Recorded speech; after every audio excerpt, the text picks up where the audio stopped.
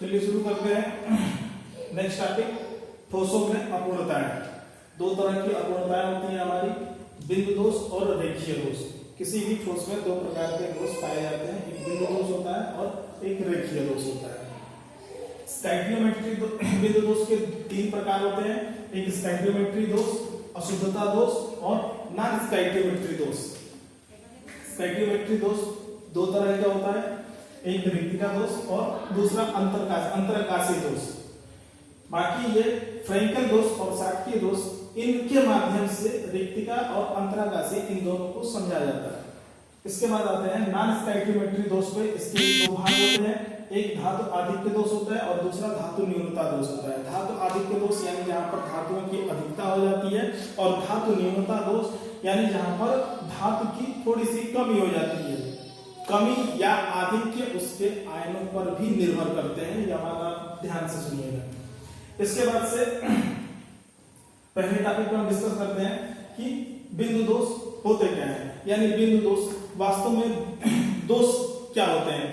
किसी भी ठोस को परिभाषित करने के लिए हम लोग शुरू में भी परिभाषित कर चुके हैं कि ठोस यानी जो स्थान घेरता हो, जिसका अपना आयतन हो, या ऐसे पदार्थ जिनके अंतराणविक अणुओं के बीच की दूरियां कम होती हैं और ठोस कहलाते हैं।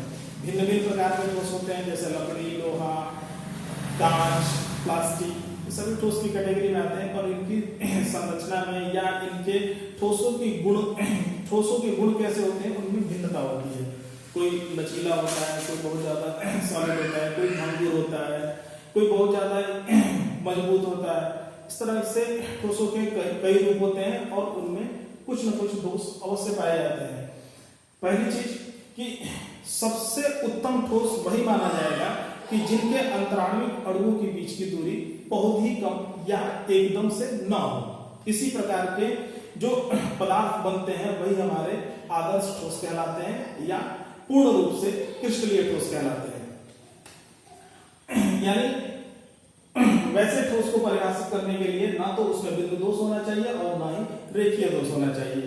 तो बिंदु दोष क्या होता है और रेखीय दोष क्या होता है? बिंदु दोष ऐसा दोष जो किसी भी पदार्थ में उपस्थित उसके एक अणु के चारों तरफ, यानी ऊपर नीचे दाएं बाएं आगे पीछे चारों तरफ से जितने भी अणु उसके चारों तरफ से घिरे हुए हैं सभी एक समान स्थान पे होने चाहिए। और अगर इनमें कोई भी अनियमितता होती है तो वह हमारा बिंदु दोष में आता है। यानी ऐसे ठोस जिनमें उपस्थित किसी भी एक अणु के एक अणु से बाकी उसके चारों तरफ के अणु के जुड़ने का जो क्रम होता है, अगर उस क्रम में कहीं भी अनियमितता आती है तो वह हमारा बिंदु दोष कहलाता है। जैसे कि अगर हम एक कार्क का टुकड़ा ले लें तो कार्क के टुकड़े में फलक होते हैं, कितने फलक होते हैं? 6 फलक होते हैं। जैसे एक घनाभ की आकृति ले लिया जाए, कार्क का टुकड़ा ले लिए,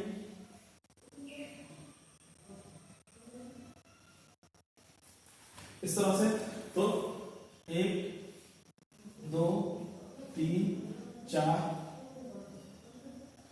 5 और 6, ये 6 फलक होंगे। इसमें 8 कार्बन होंगे। हम बात करते हैं किसी भी एक अणु से जुड़ने वाले सभी अणुओं की बीच में अनियमितता है। यानी इस अणु की बात करें तो ये जुड़ा हुआ है, ये भी जुड़ा हुआ है, यह भी जुड़ा हुआ है, कहीं ना कहीं से सब जुड़े हुए हैं इससे। इसी तरह से यह संरचना इसके ऊपर भी, यहां पर भी, इसके दाएं बाएं आगे पीछे ऊपर नीचे हर तरफ से इस तरह की संरचनाएं जुड़ी होंगी।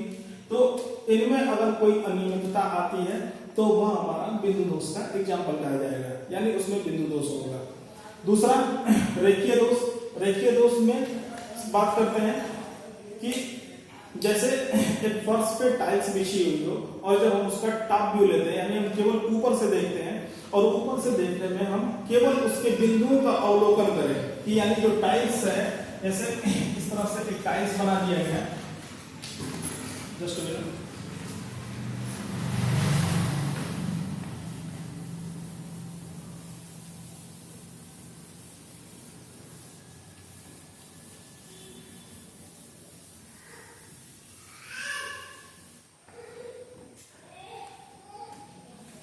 इस तरह से एक कमरा है, इस कमरे के फर्श पे टाइल्स बिछी हुई है। तो जब हम इसको ऊपर से देखते हैं तो हम टाइल्स को छोड़ के सिर्फ हम उसके बिंदुओं का अवलोकन करें।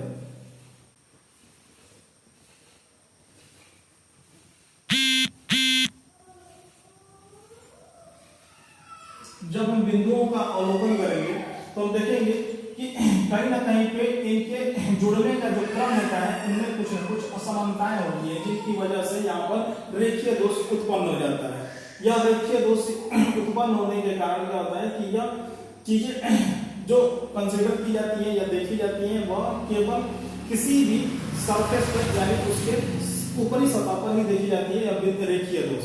रेखीय दोष के बाद से इसके इंटरनल भागों पर आपका बिंदु दोष दिखाई देता है। तो किसी भी फर्श पे बिछी हुई टाइल्स में जब हम उसके बिंदुओं का अवलोकन करते हैं तो वहां पे हम देखते हैं कि उसमें जो एक पॉइंट से दूसरे पॉइंट या दूसरे पॉइंट से तीसरे पॉइंट या एक पॉइंट के चारों तरफ कितने बिंदुओं से जोड़कर उनकी संरचना बन रही है, उस संरचना में अगर किसी भी प्रकार की अनियमितता आती है तो वह हमारा रेखीय दोष कहलाता है। ओके, इसके बाद से आप कमेंट करिए और कमेंट में जो भी क्वेश्चन हो आप पूछिए, हम इसका वर्बली आंसर दे रहे हैं।